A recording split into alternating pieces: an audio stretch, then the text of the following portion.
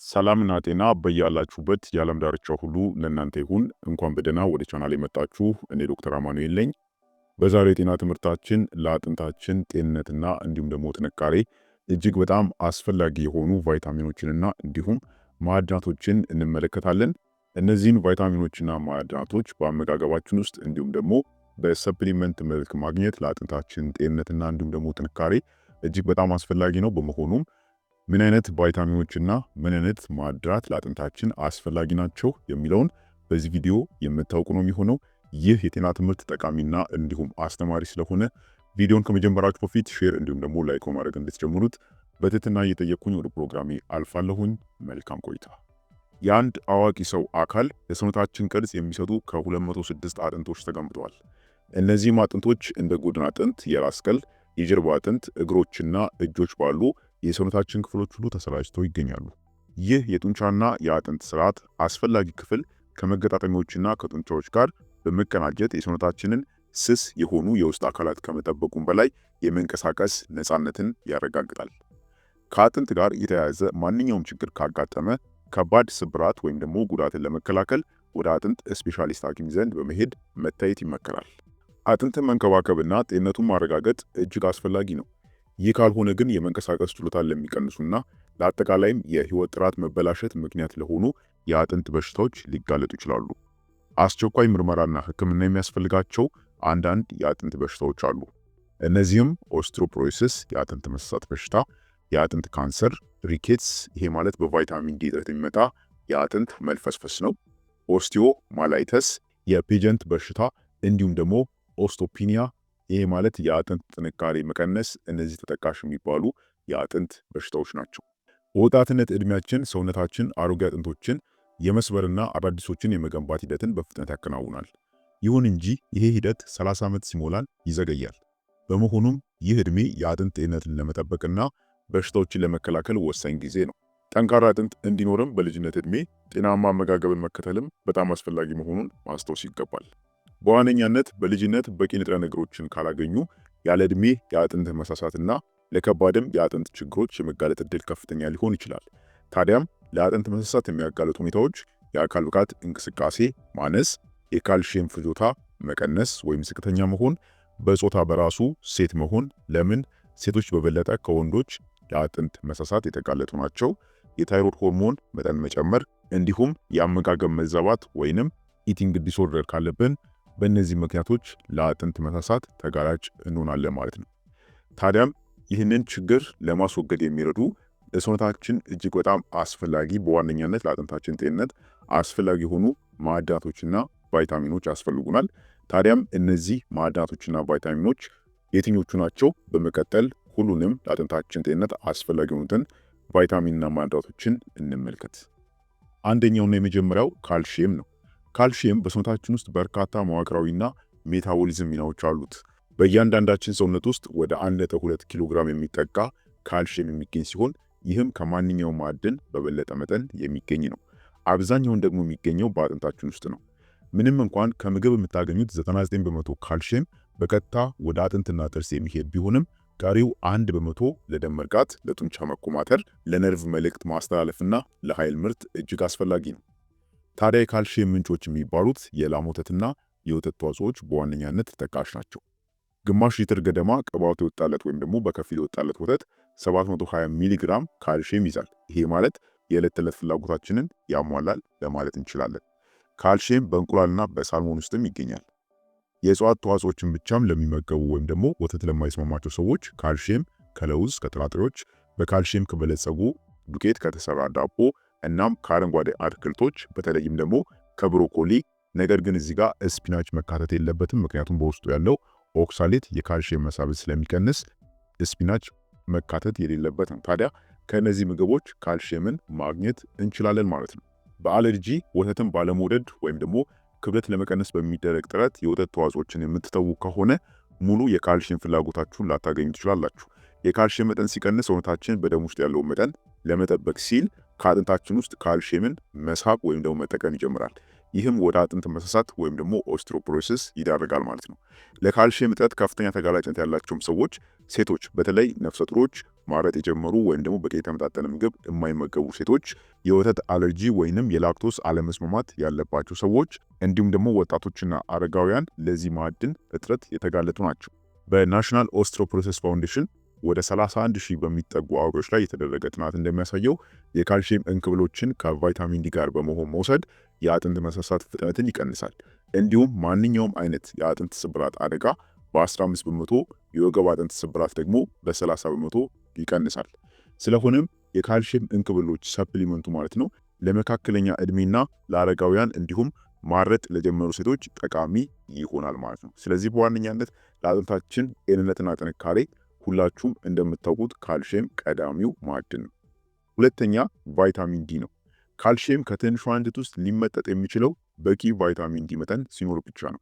ስለዚህ ጠንካራ አጥንትን ለመገንባትና በኋለኛውም ዕድሜ ስናረጅ ማለት ነው የሚከሰትን የአጥንት መሳሳትን ለመከላከል በቂ የካልሲየምና የቫይታሚን ዲ መጠን ማግኘት በሕይወት ዘመናችን ሁሉ እጅግ በጣም አስፈላጊ ነው ማለት ነው።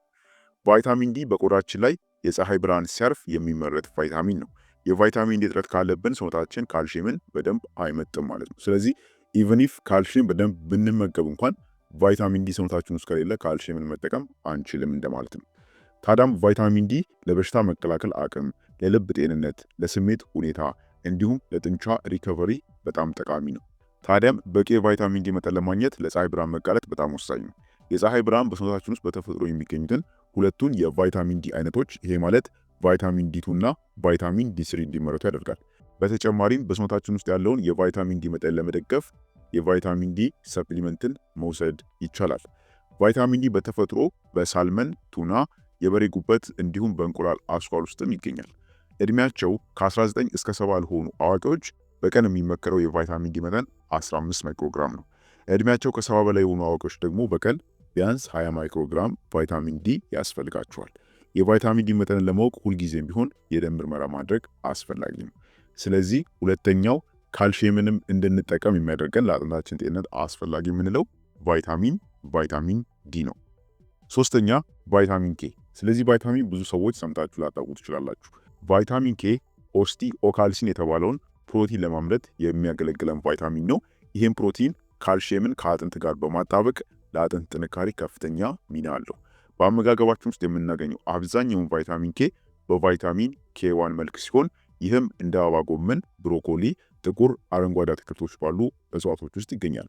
ቀሪው ደግሞ በቫይታሚን ኬ2 መልክ የሚገኝ ሲሆን እሱም በብዛት ከጉበት፣ ከአይብ፣ ከእንቁላል አስኳል፣ ከስጋና በባክቴሪያ አማካኝነት ከተመረቱ ይሄ ማለት ፈርመንትድ ከሆኑ ምግቦች ለምሳሌ እንደ ፕሮባዮቲክ እርጎ ካሉ ምግቦች ይገኛል ማለት ነው። ምንም እንኳን በአንጀት ውስጥ ያሉ ፕሮባዮቲክ ባክቴሪያዎች የተወሰነ መጠን ያለው ቫይታሚን ኬቱን በተፈጥሮ ቢያመርቱም የሚመጣው መጠን ግን በተለይ ለአረጋውያን የሰውነት ፍላጎት ለማሟላት በቂ አይደለም። ጉበታችን ደም እንዲረጋ የሚያደርጉ ፕሮቲኖች ለማምረት ቫይታሚን ኬዋንን ይጠቀማል። ሆኖም ግን እንደ አጥንት ያሉ ሌሎች የሰውነት ክፍሎች የሚመርጡት ቫይታሚን ኬቱን ነው። የተወሰነ መጠን ያለው ቫይታሚን ኬቱ ከቫይታሚን ኬዋን ሊመረት ይችልም። የቫይታሚን ኬ አቅርቦት ሲያንስ ግን ጉበት ያለውን ክምችት ለራሱ ስለሚይዘው ለሌሎች ክፍሎች የሚተርፈው መጠን አነስተኛ ይሆናል ማለት ነው። ቫይታሚን ኬቱ አሁን ላይ ለአጥንት ጤና እናም ደግሞ ለአጥንት መሳት መከላከያ እጅግ አስፈላጊ እንደሆነ ታውቋል። አጥንቶች ካልሲየምን የሚስቡት ሁለት ፕሮቲኖች ይሄ ማለት ኦስቲኦካልሲን እና ኤምጂፒ ሲኖሯቸው የእነዚህ ፕሮቲኖች ተግባር ደግሞ በቫይታሚን ኬቱ ላይ የተመሰረተ ነው። እነዚህ ፕሮቲኖች ኦስቲኦብላስትስ በሚባሉ ሴሎች አማካኝነት አዲስ አጥንት እንዲፈጠር ያነሳሳሉ። በተጨማሪም ቫይታሚን ኬቱ እና ቫይታሚን ዲ3 ኦስቲኦክላንትስ በተባሉ ሴሎች የሚመጣን የአጥንት መሸርሸር ለመከላከል በጋራ ይሰራሉ። ማረጥን ወይም ደግሞ ሜኖፖዝ ካለፉ በኋላ የአጥንት መሳት ችግር ያለባቸው ሴቶች የቫይታሚን ኬቱ ተጨማሪ እንክብሎችን ሲወስዱ ምንም ካልወሰዱት ጋር ሲነጻጸር በአከርካሪ አጥንታቸው ጥንካሬ ላይ ከፍተኛ የሆነ መሻሻል ታይቶባቸዋል። ለልብና ለደም ዝውውር ስርዓት ጥቅሞችን ለማግኘት ቫይታሚን ኬን በኬዋን መልክ ከሚሰጡት ይልቅ በኬቱ መልክ የሚሰጡ ተጨማሪ እንክብሎችን ወይንም ሰፕሊመንትን መውሰዱ ይመረጣል። ጠቃሚ ማስጠንቀቂያ ማወቅ ያለባችሁ ዋርፋሪን የተባለውን የደም ማቅጠኛ መድኃኒት የምትወስዱ ወይም ደግሞ የደም መርጋት ችግር ያለባችሁ ሰዎች ቫይታሚን ኬ የያዙ ተጨማሪ እንክብሎችን ከመውሰዳቸው በፊት ሐኪምን ማማከር ይጠበቅባቸዋል። እዚህ ላይ ጥንቃቄ ማድረግ ያስፈልጋል። አራተኛ አስፈላጊ ለአጥንታችን የሚባለው ማዕድን ማግኒዥየም ነው። ማግኒዥየም የካልሲየም ወደ ሴሎች መግባትና መውጣትን የሚቆጣጠር ሲሆን ለአጥንት ጥንካሬም በጣም አስፈላጊ ነው። በሰውነታችን ውስጥ የሚገኘው ማግኒዥየም 70% የሚሆነው በአጥንታችንና በጥርሳችን ውስጥ ይከማቻል። ማግኒዥየም የሚገኘው በከፍተኛ ሁኔታ ካልተቀነባበሩ፣ ይሄ ማለት ፕሮሰስድ ካልሆኑ ምግቦች ነው። ለምሳሌ የጥራጥሬ የውጭኛው ክፍል ላይ የሚገኝ ይሆናል። ነጭ ዱቄትና ነጭ ሩዝ ግን ለማምረት በሚባለው የጥራጥሬ የውጭኛው ክፍል ሲወገድበት አብሮት ያለው ማግኒዥየምም የሚወገድ ይሆናል ማለት ነው። ስለዚህ ናቹራል በሆኑ ምግቦች ላይ ነው የምታገኙት ማለት ነው። ታዲያም ጥሩ የማግኒዥየም ምንጮች የሚባሉት ምግቦች የባቄላ ዝርያዎች፣ በተለይ በዋነኛነት አኩሪ አተር፣ ለውዝና የጥራጥሬ ፍሬዎች፣ ሙዝ፣ ያልተፈተጉ እህሎች፣ የባህር ምግቦች፣ አሳ ማለት ነው፣ እንዲሁም አረንጓዴ አትክልቶች ናቸው። በተጨማሪም ቸኮሌትም ጠቃሚ የሆነ የማግኒዥየም ምንጭ ነው። ይህም ሆኖ ግን ማግኒዥየም እጥረት በሰዎች ላይ የሚከሰት ይሆናል ማለት ነው። ነገር ግን ማግኒዥየም ማወቅ ያለባችሁ ለአጥንታችን እጅግ በጣም አስፈላጊ የምንለው ማዕድን ነው። አምስተኛው ደግሞ ዚንክ። አንዳንድ ጥናቶች እንደሚያሳዩት የአጥንት መሳት ያለባቸው ወንዶችና ሴቶች በደማቸውና በአጥንቶቻቸው ውስጥ የሚገኘው የዚንክ መጠን አጥንታቸው ጤናማ ከሆነ ሰዎች ጋር ሲነጻጸር እስከ 30% ያነሰ ሆኖ ተገኝቷል። ታዲያ ዚንክም ለአጥንታችን ጥንካሬ አስፈላጊ መሆኑን ይነግረናል ማለት ነው። ታዲያም የዚንክ ምንጭ የሚባሉት ቀይ ስጋ፣ የባህር ምግቦች፣ ያልተፈተጉ እህሎች እንዲሁም እንቁላልና አይብ ናቸው። ይሁን እንጂ እንደ ማግኒዥየም ሁሉ የምግብ መቀነባበር ሂደትም፣ ይሄ ማለት ምግብን ፕሮሰስ የማድረግ ሂደትም በራሱ ዚንክን ከጥራጥሬዎች ሊያጠፋው ይችላል። ስለዚህ አሁንም ቢሆን ዚንክን ምንም ካልተቀነባበሩ ምግቦች የምናገኘው ማዕድን ነው ማለት ነው። ስድስተኛ ቦሮን። አንዳንድ ጥቃቅን ማዕድናት እነዚህ ትሬስ ሚኔራል የምንላቸው በአጥንት ጤንነት ላይ ከፍተኛ ሚና እንዳላቸው ይታመናል። ከዚህ ውስጥ አንዱ ቦሮን ነው። ቦሮን የተለያዩ ኤንዛይሞችን የመቀስቀስ ወይም ደግሞ የመግታት ችሎታ ስላለው ውስብስብ የሆኑ ተግባራትን ያከናውናል። አንዳንድ ተመራማሪዎችም የአጥንት መሳት ከቦሮን እጥረት ጋር የተያያዘ በሽታ እንደሆነ ይጠቁማሉ።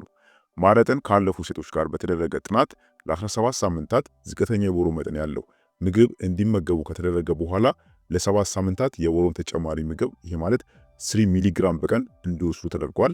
ተጨማሪ ምግቡ መውሰድ በጀመሩ በ8ኛው ቀን ብቻ ከሰውነታቸው ውስጥ በሽንት መልክ የሚወጣው የካልሽየም መጠን በ44 በመቶ፣ የማግኒዥየም መጠን ደግሞ በ33 በመቶ ቀንሶ ተገኝቷል ማለት ነው። የሚገርመው ነገር አትክልት ብቻ ተመጋቢዎች፣ ይሄ ማለት ቬጂቴሪያን ያላቸው ከፍተኛ የቦሮን ፍጆታ በቀን 10 ሚሊግራም ገደማ፣ ስጋ ተመጋቢዎች ደግሞ 0.5 እስከ 1 ሚሊግራም ብቻ ለአጥንት መሳት የመጋለጥ ዕድላቸው ዝቅተኛ እንዲሆን ካደረጉት ምክንያቶች ውስጥ አንዱ ሆኖ ተገኝቷል ማለት ነው።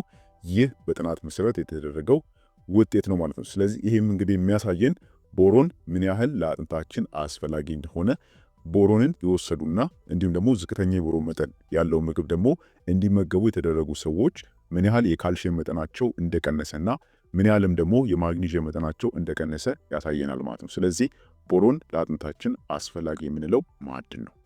ሰባተኛው ደግሞ ኮፐር።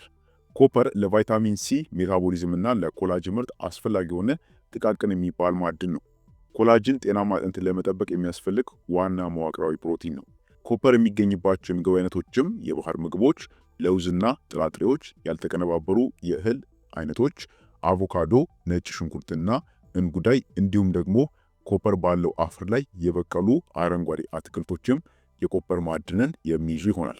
የኮፐር እጥረት ያለበት አመጋገብ የአጥንት ማዕድን ክምችትና ጥንካሬ እንደሚቀንስ የተረጋገጠ ነው።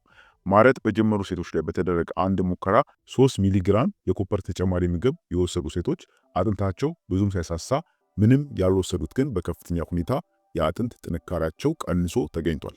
ይህም ተጨማሪ ምግብ መውሰድ የአጥንት መሳሳትን ለመከላከል እንደሚረዳ ይጠቁማል ማለት ነው። ተጨማሪ ምግብ ሲባል ሰፕሊመንት ለማለት ነው። ታዲያም እዚህ ጋር መጠንቀቅ የሚያስፈልገው የዚንክ ፍጆታ በጣም ከፍተኛ በሚሆንበት ጊዜ የኮፐር እጥረት የመከሰት እድሉ ሰፊ ነው። በመሆኑም በምግባችን ውስጥ ያለው የኮፐርና የዚንክ ተመጣጣኝ ጥምረታ 1:10 ቢሆን ይመረጣል ማለት ነው። እዚህ ላይ መጠንቀቁ የሚመከር ነው። ስምንተኛ ለአጥንታችን አስፈላጊ የሚባል ማዕድን ፖታሺየም። ለአጥንት መሳሳት አደጋ ለመከላከልና የአጥንት ጤንነትን ለማሻሻል በፖታሺየም የበለጸጉ ምግቦችን መመገቡ የግድ ነው። ፖታሺየም ፍጆታን መጨመር በሽንት አማካኝነት ከሰውነታችን የሚወጣውን የካልሽየም መጠን ለመቀነስ ይረዳናል።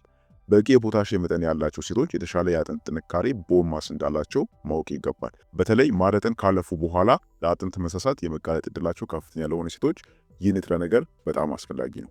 በእንደነዚህ አይነት ሁኔታዎች ፖታሺየም የአጥንት ጥንካሬ ሊጨምር ይችላል። በተለይ በዳሌና በታችኛው የጀርባ አጥንቶች ላይ ከፍተኛ ለውጥን ያመጣል ማለት ነው። ታዲያ የፖታሽየም ምንጮች የሚባሉት የአሳ አይነቶች፣ ፍራፍሬዎችና አትክልቶች አጥንትን ጤናማ ሊያደርጉ የሚችሉ ከፍተኛ የሆነ የፖታሽየም መጠን አላቸው።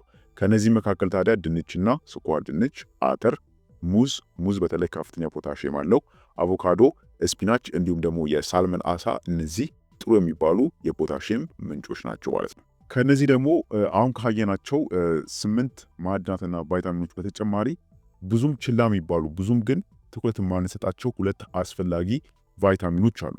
የመጀመሪያው በ9ኛ የምንመለከተው ቫይታሚን ሲ ነው። ቫይታሚን ሲ ኮላጅን ገንቢ የሚባል ቫይታሚን ነው። ቫይታሚን ሲ ለአጥንት መዋቅር የሚሰጠውን ኮላጅን የተባለ ፕሮቲንን ለማምረት እጅግ አስፈላጊ ቫይታሚን ነው። በተጨማሪም አጥንትን ከጉዳት የሚከላከል እንደ አንቲኦክሲደንት ሆኖ ያገለግላል። ቫይታሚን ሲ የሎሚ ዝርያ ካላቸው ፍራፍሬዎች ለምሳሌ ሎሚ፣ ብርቱካን እንዲሁም ደግሞ የወይን ፍሬዎች፣ ቃሪያ፣ እንጆሪ እንዲሁም ከብሮኮሊ ማግኘት እንችላለን። የቫይታሚን ሲ እጥረት ሲኖር የሚከሰትብን ምልክት የአጥንት መዳከም ይኖራል። የአጥንት ስብራት፣ ቶሎ አለመዳን እንዲሁም ደግሞ የድድ መድማት ምልክቶች ይጠቀሳሉ። ቫይታሚን ሲ ለአዋቂዎች በቀን ከ75 እስከ 90 ሚሊግራም ያስፈልጋቸዋል። በሁለተኛ ደግሞ ቫይታሚን ኤ ነው። ይሄ ቫይታሚን የአጥንትን እድገት ተቆጣጣሪ ወይም ደግሞ ሞዱሌተር የምንለው ቫይታሚን ነው። ቫይታሚን ኤ የአጥንት ሴሎች እድገትንና መጎልበትን የሚደግፍ ነው። ሆኖም ግን መጠኑ በጣም ማነስም ሆነ መብዛት ጉዳት ሊያስከትል ስለሚችል የዚህ ቫይታሚን መጠን ላይ ጥንቃቄ መውሰድ ያስፈልጋል። ቫይታሚን ኤን ከካሮት፣ ስኳር ድንች፣ የወተት ተዋጽኦችና ጉበት እናገኘዋለን። የቫይታሚን ኤ እጥረት ምልክቶች የሚባሉት ደካማ የአጥንት እድገት ይኖራል፣ እንዲሁም ደግሞ ለተላላፊ በሽታዎች የመጋለጥ ዕድል መጨመር፣ እነዚህ ተጠቃሽ ናቸው። ታዲያም ከመጠን በላይ ሲወሰድ የአጥንት መሳሳት ወይም ደግሞ መዳከም እንደሚኖር ማስተዋል ያስፈልጋል። ስለሆነም ለወንዶች የሚመከረው የቫይታሚን ኤ መጠን በቀን 900 ማይክሮግራም ሲሆን ለሴቶች ደግሞ 700 ማይክሮግራም ይሆናል ማለት ነው። ችላ ይባላሉ ብዙ ጊዜ። ነገር ግን ቫይታሚን ሲ እና ቫይታሚን ኤ ለአጥንታችን ጤንነትም በጣም አስፈላጊ የሚባሉ ቫይታሚኖች እንደሆኑ ማስታወስ ያስፈልጋል ማለት ነው። እንግዲህ እስካሁን የተመለከትናቸው ማዕድናቶችም ቫይታሚኖችም አጥንታችንን ጠንካራና ጤናማ ለማድረግ የሚያስፈልጉ ቫይታሚኖች ናቸው። እነዚህን ቫይታሚኖች ከአመጋገባችን ውስጥ ብንችል ከአመጋገባችን በበቂ ሁኔታና በበቂ መጠን ማግኘት ይኖርብናል። ካልሆነ ደግሞ አስገዳጅ ከሆነ በሰፕሊመንት መልክ ብናገኛቸው ወይም ደግሞ ብንወስዳቸው የሚመከር ይሆናል። ስለ ሰፕሊመንቶቹ ደግሞ በሌላ ቪዲዮ ላይ የምሰራላችሁ ይሆናል ማለት ነው። ከዚህ ባለፈ ግን ይሄ ማለት ማዕድናቶችና ቫይታሚኖችን ከመውሰድ ባለፈ ለአጥንታችን ጤንነት ወይም ደግሞ የአጥንታችን ጤንነት ለማሻሻል የሚረዱ ሌሎች መንገዶችም አሉ። ለምሳሌ የአካል ብቃት እንቅስቃሴ ማድረግ ጥሩ ነው። በተለይ እንደ መራመድ፣ ተራራ መውጣት ወይም ደግሞ መሮጥ ያሉ የሰውነት እንቅስቃሴዎች እነዚህ አጥንታችንን በከፍተኛ ሁኔታ ያጠነክራሉ። በምግብ ውስጥ በቂ የሆነ ፕሮቲንን ማግኘት አለብን። ፕሮቲንም ለአጥንታችን ጤንነት በጣም አስፈላጊ የሚባል ማዕድን እንደሆነ ማስተዋል ያስፈልጋል። ከመጠን በላይ ጨውን ከመጠቀም መቆጠብ አለብን። ሌላው ከመጠን በላይ ካፌን ከመውሰድም መቆጠብ ያስፈልጋል። የትንባሆ ምርቶችን ማቆም ያስፈልጋል። እንዲሁም የአልኮል መጠጥንም መቀነስና መገደብ ያስፈልጋል ማለት ነው። ይህንንም ካደረግን አጥንታችን በከፍተኛ ሁኔታ ጤናማ ይሆናል። የአጥንታችንን ጤንነትን መጠበቅ እንችላለን ማለት ነው። ስለሆነም ክቡራን ቤተሰቦች ለዛሬ የነበረን ያ ትምህርት ይህን ይመስል ነበር። ቪዲዮ ትንሽ ሰፋ ያለ ነው። ሆኖም ግን በጣም አስፈላጊና ጠቃሚ የሆኑ ሀሳቦችን የያዘ ቪዲዮ ነው። ስለዚህ ሌሎች ጋርም ቪዲዮ ተደራሽ እንዲሆን በቅንነት ሼር አድርጉልኝ። በቀጣይ ደግሞ በሌላ አስተማሪ የጤና ትምህርት ማገኛችሁ ይሆናል። እስከዛው ቸር ሰንብቱ።